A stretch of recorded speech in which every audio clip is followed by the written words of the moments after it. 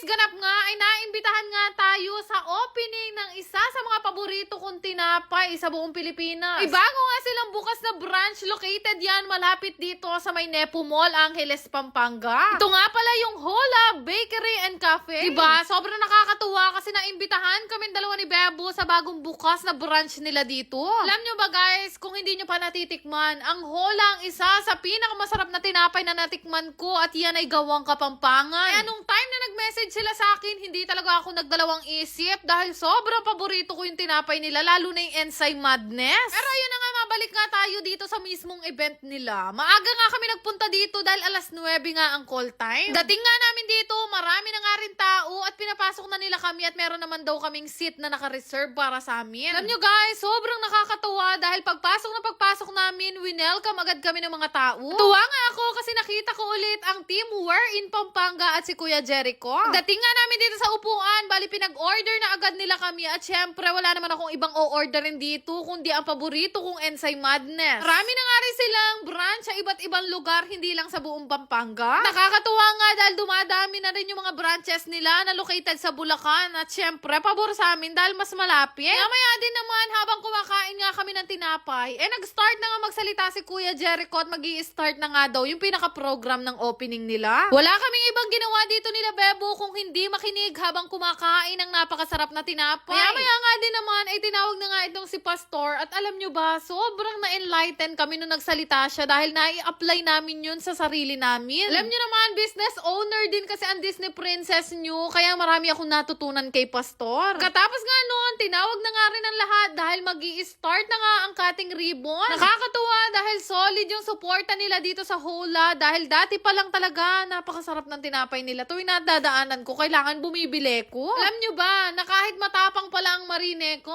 nakakahiya pa rin kumilos.